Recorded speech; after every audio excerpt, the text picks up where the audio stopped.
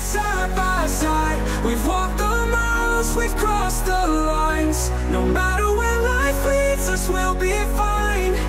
'Cause you'll always be a friend of I feel so stupid for falling for you.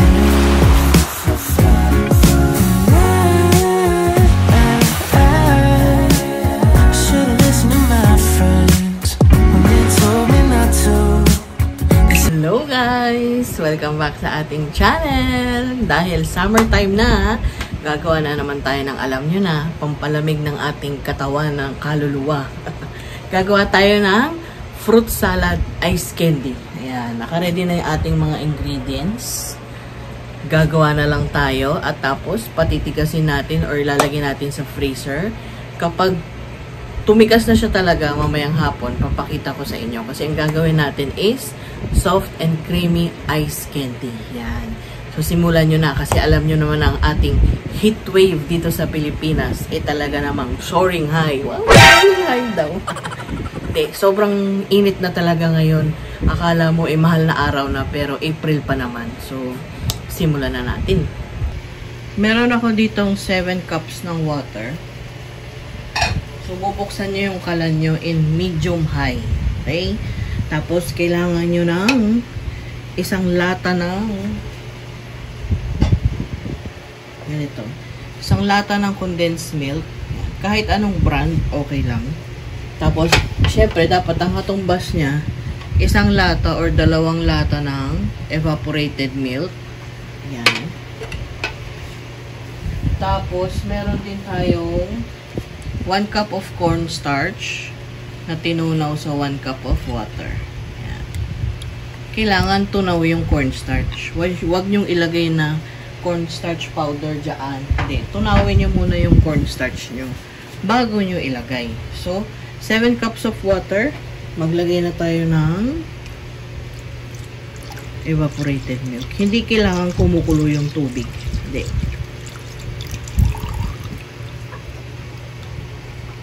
Tapos, hahalu-haluin nyo lang yan para hindi siya mamumuo. Oops, sorry.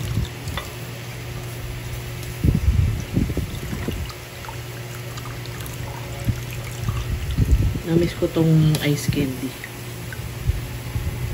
Then, ilagay natin yung 1 can ng condensed milk. Yan. Basta dahan-dahan lang yung paglagay nyo. Tapos, halu-haluin nyo.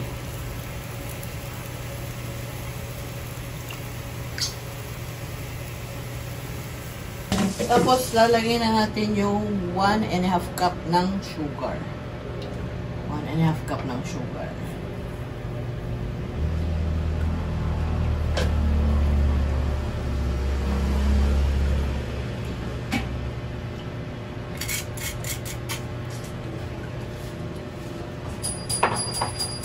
Tapos, halu-haluin nyo ulit. Basta halo-halo lang tayo. So, ngayon, lalagay na natin yung ating 1 cup of cornstarch na tinunaw sa 1 cup of water. So, ano nga ba yung benefit? Ba't tayo naglalagay ng cornstarch dito sa ating ice candy mixture? Una, tumutulong to para maging thick yung mixture nyo. Ano ibig sabihin nun? Tumutulong to para maging malapot. Ayan. Maging malapot ang inyong mixture. O. Pangalawa, tumutulong din to para maging smooth yung texture ng ating ice candy mixture. Meaning para maging makinis yung yelo. Hindi siya yung parang yung bato-bato na matigas pag kinagat mo.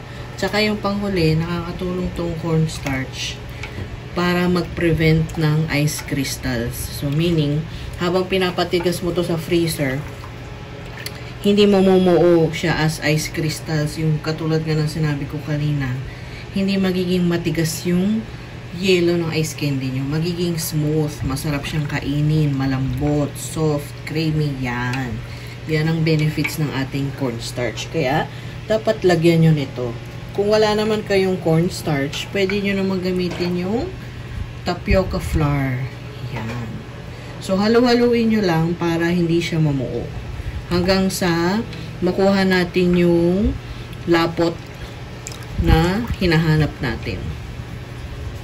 Nakikita nyo ba? Grabe init ngayon, di ba? Kaya saktong-sakto talaga yung paggawa natin ng ice candy. Masarap yun kainin, merienda.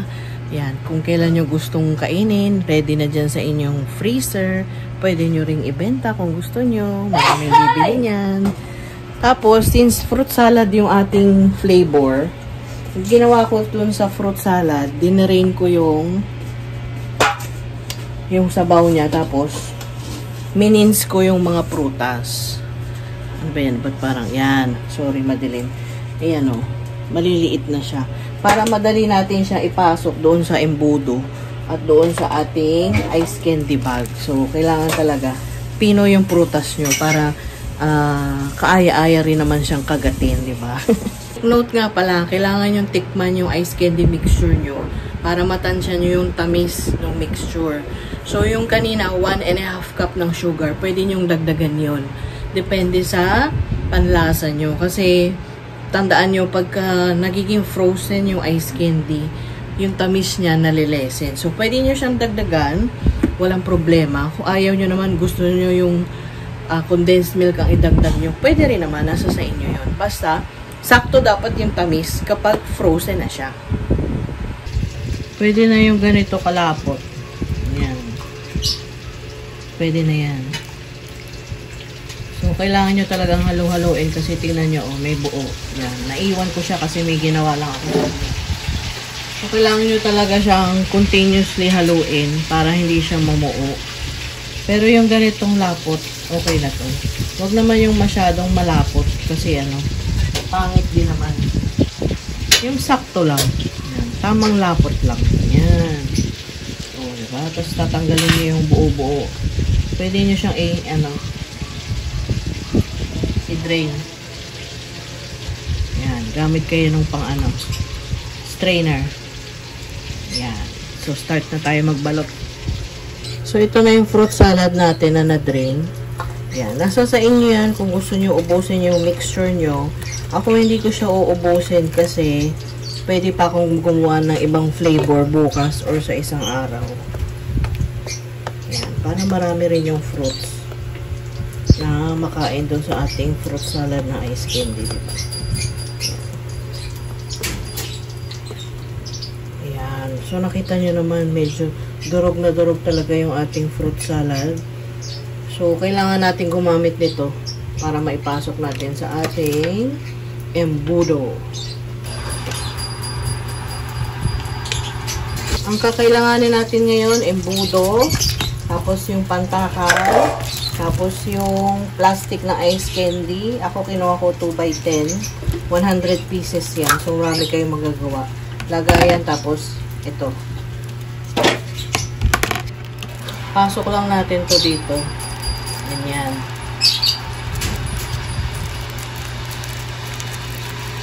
So, kahit anong size ng ice candy na gusto nyo, go ahead.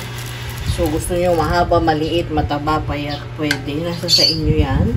Kami, pangkain lang namin to sa bahay. Kung gagawin yung pambenta, nasa sa inyo yan kung paano nyo gagawin yung costing. So, ito. Yan, o diba? Kailangan nyo talaga siyang tutukin.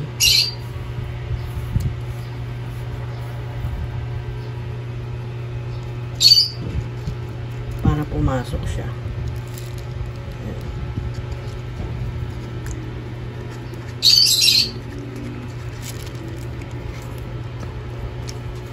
Masarap to kasi maraming sahog. So, ito yung mahirap dito, yung pagtali. Pero, carry lang yan. Kailangan yung masikip.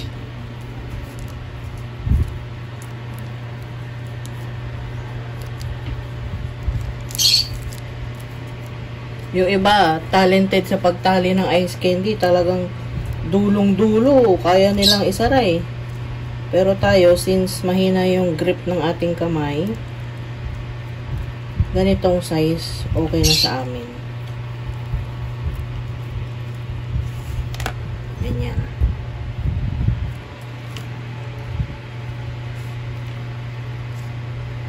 Sikipan nyo lang. Yan. Para hindi siya lagtutay.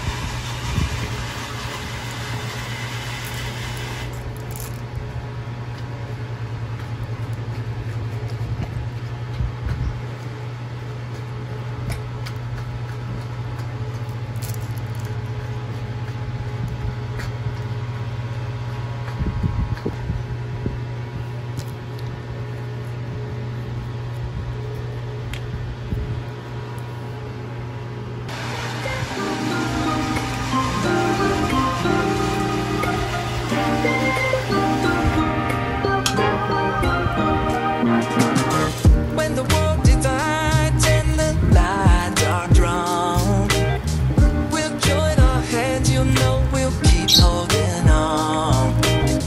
Every wall will fall, the sun will start to shine. In the darkest times, we'll still see the signs. We're rising up and we're standing tall. We might stumble, we still won't fall. With every challenge we will find our way, 'cause every step we take brings a brighter day. Everybody say, oh, oh, oh, find our way. Oh, oh, oh, brighter day. Everybody say, oh, oh, oh, find our way. Oh, oh, oh, brighter day. So, ito na guys, ang ating final product. Final product! So, ito na yung ating soft and creamy fruit salad ice candy. Saktong-sakto ngayong tag-init. At kahit hindi pa summer, mabenta talaga itong ice candy. Kami lang kakain ito, kaya 10 piraso lang yung ginawa ko. Hindi ko inubos yung ice candy mixture, may natira pa ako doon. Kasi abangan nyo, gagawa tayo ulit na Magnum ice candy. Abangan nyo yan. Patigasin muna natin to. Tapos papakita ko sa inyo mamaya kung gaano ka-soft at creamy ang inyong ice candy. Ito na, matigas na siya. The moment of truth. Atin ang hiwain para malaman natin kung soft and creamy ba ang ating ice candy.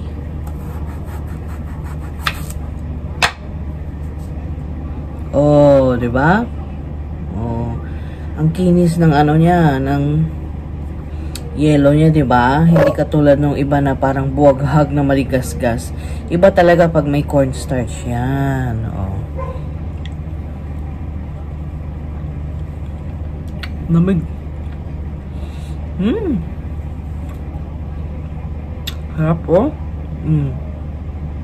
Harap. Ang lamig. Tamang-tama lang yung tamis. Tamang-tama lang yung laki ng mga prutas. At syempre, malambot ang ating yelo at soft and creamy ang ating texture ng ice candy.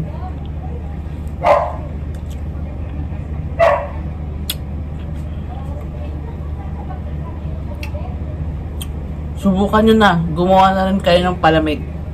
Bye!